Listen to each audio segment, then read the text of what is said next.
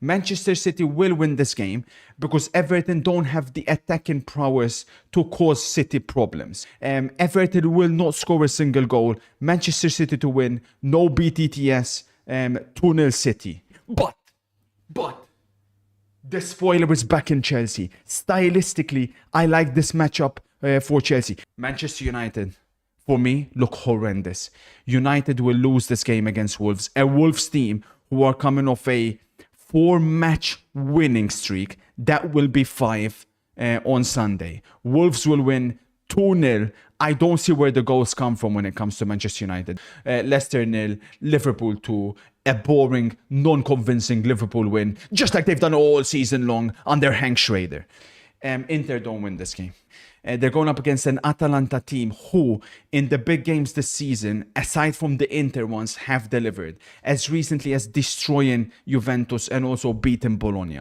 I expect Atalanta to win this game. As a result, expect more solidity, more defensive solidity from Madrid. But again, the problem is, can these midfielders get the ball to the attackers? Real Madrid will win. Bilbao will not score. Real Madrid, rare clean sheet. What is there to say? Spoiler, Phoenix, Robin Hood, absolutely on fire. This new algo is cooking and continues to cook on high heat. I've reached a level now where I close my eyes, I visualize, and I see what's about to happen. Couple of mishaps, but all in all, another tremendous weekend for the spoiler. Let's recap everything that happened this weekend. We'll begin in the Premier League. Everton City, it went exactly like I envisioned. Correct spoiler. Manchester City, like I said, defensively have improved a lot. That Gvardiol and Ruben Dias partnership, at the moment, wow, you could say the best in the league. Incredible. And the two fullbacks as well. I loved O'Reilly's determination to get to the end of that one, because it wasn't an easy game for City, make no mistake about it. De Bruyne, though, couldn't follow up that great performance he had last week against Palace. And the debate continues. Where is City right not to offer him a contract? He's the greatest ever player to play for City. You watch him against Palace and you're like, wow. But then you watch him against Everton, you watch him against United, he's definitely on the decline. But City end up getting a crucial 3 points. Then was a game where I got completely wrong. I didn't see this result whatsoever. Crucial Champions League tie. Full credit to Aston Villa. They obliterated Newcastle. If anything, I went with a draw, but if anything, I thought Newcastle were the team more likely to win. Wow, man. Ollie Watkins, chapeau. He's rightfully so upset with the amount of minutes he got against PSG, because he played like he did in that game. Wow, he could have got a hat-trick. He caused the Newcastle centre-backs all kinds of problems. Villa won the midfield battle as well. A lot of talks about Newcastle's midfield. They've won basically almost every battle they've had. But Tielemans, what we're saying, team of the season. What a signing on a free. And how much these two cost. I mean, 2 free transfers versus, of course, I mean, these 3, they cost, but not disputing or taking anything away from the Newcastle midfield. But wow, Maatsen was sensational as well. Full credit to Aston Villa. Big win. Isaac nowhere to be seen in that game, which is interesting.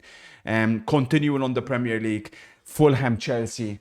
This was the big game. I asked in the preview, I wanted to see character from Chelsea, and they did exactly that. They went a goal down. Credit to Maresca for bringing on George, Evil Saka. Wow, man. Jackson was honking up the pitch, but then George came on, and he was incredible with that goal. Caicedo, as always, I see you. Enzo, he wasn't having the best of games, but he's still there delivering. Palmer, though, questions remain to be asked. But I liked what I seen from Chelsea. I seen character. I know if the result didn't go their way, the discussion would be different. But they did shut off Fulham. I thought they deserved the win overall. Defensively, they were fantastic. Elsewhere, Arsenal, they continue their incredible form at the moment following the Real Madrid game. Dispatched Ipswich. Fantastic team performance. Saka couldn't get the numbers for me, considering he was FPL captain. That sucked. But all in all, Trossard, Merino, Rice, everybody turned up for Arsenal. They made it look very, very comfortable. But who didn't make it look comfortable? As always, Manchester United. Oh, but we're back, you know. We beat 10 men Leon. Incredible performance, incredible comeback. Yeah, full credit for that. But come on, you have to call it like it is. You're going nowhere under this manager. Not that you were terrible against Wolves, but it can't be every single game the same story. It can't be, and you keep making excuses. 11 losses, 5 draws, 6 wins. Come on. At some point, you have to admit this cannot continue like this. You've normalized this. What do you think is going to happen against Bilbao? You're going to get sent packing. You're going to get sent packing against Bilbao, and then what? It's incredible. Vitor Pereira at Wolves. Did he need time? Or does he need new signings? He came in and he done what any sensible good manager does. You get results. When Amorim took over, Manchester United were 4 points off the top 4. Wolves were freaking 18th. They're now level on points. Come on. And we're pretending like this is normal and this is fine. Yeah, sure, the players, yeah. But come on. Freaking get on your knees and thank Erik ten Hag and Ruud van Nistelrooy, because without them two you'll be going down. Liverpool, what's there to say? Worst Premier League champions of all time, continue to prove me right. Listen. I told you this and I got laughed at. Under Hank Schrader, Arne Slot, most boring football I've seen. So bad. So bad. If you don't make at least 7 signings next season, you're going to be in big, big trouble. Judas had to come off the bench to rescue you.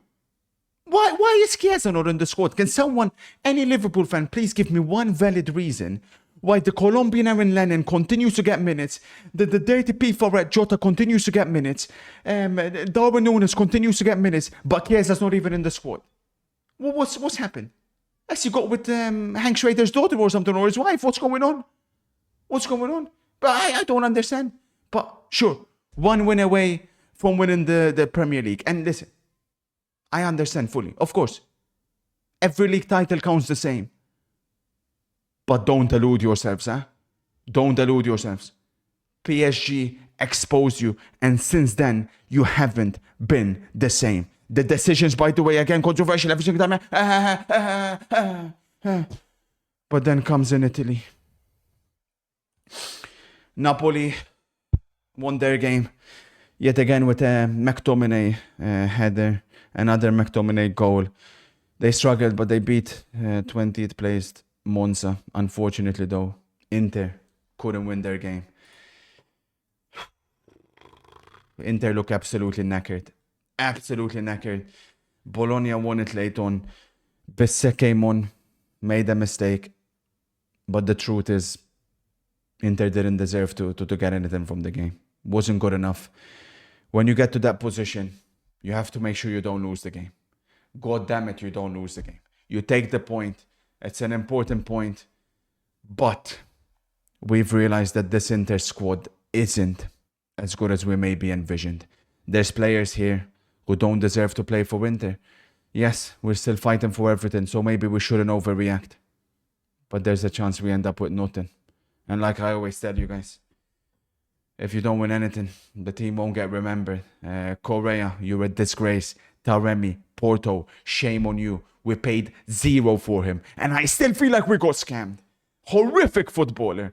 Darmian, enough is enough. Enough is enough, honestly. But Milan next. We somehow need to be able to get some energy. I don't know where from. But the good thing with the Inter team is that when it matters, when we really need to, we still are able to deliver. Let's hope that continues. In Italy as well, though, some good news with Bologna winning their game is Milan now, with their defeat, they're in 9th. They got no chance of playing Champions League football. The mighty Milan, under Conceição, sit in 9th. Well done, Ibra. What a fantastic job. Atalanta won, deservedly so. Fantastic team goal. I urge you guys to watch that from Atalanta. Total football. Milan now, the only hope they have of getting European football is if they win the cup. Inter Milan on Wednesday. We'll be previewing that tomorrow. All the pressure on Juventus now to win their game today. Side note, by the way, Inter Napoli level on points. If it remains as is, it'll be a one-off game for the title. Inter could somehow end up in a situation where we have a cup final, we have a Champions League final, and we have a one-off game for the title. I think I'll be aging 50 years after that. Crazy. In Spain, though, was where most of the drama occurred. Barcelona with a thrilling 4-3 victory against Celta Vigo. Borja Iglesias scored a hat-trick, which, as an Inter fan coming up against Barcelona, I was watching this game with intent, spotting weaknesses, and there were plenty of weaknesses. But how is this even possible? Not for the first time this season, someone scores a hat-trick against Barcelona and they still find a way to win the game. They can score at will. This is why they're number one in the power rankings. But yes, there were issues in the team. As always, Gerard Martin, Fermin Lopez, as always, the two centre-backs, surprisingly, Inigo Martinez with his worst game in a Barcelona shirt this season. Lewandowski, nowhere to be seen either. And with the injury, potentially missed the cup final. He could miss both games against Inter as well. There's always talk about who Barcelona's most important player is. Make no mistake about it. Before Lamine Yamal came on, nothing was happening. Rafinha ends up getting the goals, the assists, the clutch moments. But before Yamal came on, nothing was happening. And of course, shout out to Dani Olmo, who somehow, even after long spells out, he comes back and it's like he's been playing normal. I don't know. He doesn't need match fitness. It's incredible. But yeah, Barca definitely got a little bit lucky because they were off the pace. They look just like Inter, tired, but they found a way to win. Real Madrid also, though, for those who know the importance of this win, not just for Real Madrid's title race, but of course for the Phoenix and the spoilers, Aka. It wasn't pretty again, but I expect Real Madrid, like I've mentioned, to continue with this three-man midfield. They look much better defensively, but it was against Bilbao's B team, and going forward, nothing was happening. Oh, but we play better without Mbappe, maybe. Yeah, sure you do. Sure you do. Oh, but this is the team that won us the league and the title last season. It wasn't clicking. It turns out Toni Kroos was the glue all along. Wow, because that was painful. But again, chapeau to Fede Valverde with a missile. Madrid still in it. Both Real Madrid and Barcelona in action midweek. We'll be previewing those games tomorrow. As always, team of the week, flops. In goal, Ortega made a couple of really good saves for City. Valverde has to be in there. Asensio, Royce. The good news for Real Madrid is they completely shut off Bilbao. They didn't concede anything. And mostly it was because of Asensio. Gvardiol next to him, like I said, in centre-back, he looks very comfortable at the moment. Madsen, shout out to him. Could have gone O'Reilly as well, but Madsen, phenomenal. Rafinha and Trossard on the wings. Trossard played centrally, but I cheated a little bit, chucked him on the wing. Kimmich and Ederson. Ederson with a crucial goal in that big game in Italy. Kimmich for Bayern continues to have a remarkable season. Up front, Gaio Queiroz and Oli Watkins, who probably gets the player of the week. He was unplayable. In the flops, I went Nick Pope in goal. Newcastle got to replace him. They have to replace him. He's not good enough. Reece James, shocking performance from the captain. Made a mistake. Hooked. Stinker. Bissek came on. Cost us the game. Unbelievable. Dan Burn, shocking game. Ran ragged by Watkins. Gerard Martin, inshallah, he starts against Inter. Ooh, we can exploit. Frankie de Jong made a crucial mistake. Crucial mistake. Could have cost Barcelona. Ceballos, very, very bad game from Ceballos. He was shocking. Pulisic, Captain America, Thunderstar, nowhere to be seen. Correa, worst signing probably in Inter history at this point. But of course, up front, Nicholas Jackson, who according to Chelsea fans, they still believe they don't need a striker. Shocking game of football by a shocking, dreadful striker. Speaking about dreadful strikers, his partner, Rasmus Højlund, who yet again failed to live up to expectations. I'll catch you guys tomorrow with a preview for the midweek matches and of course the spoilers. You cannot miss it because at the moment it's guaranteed cha-ching, bubbling.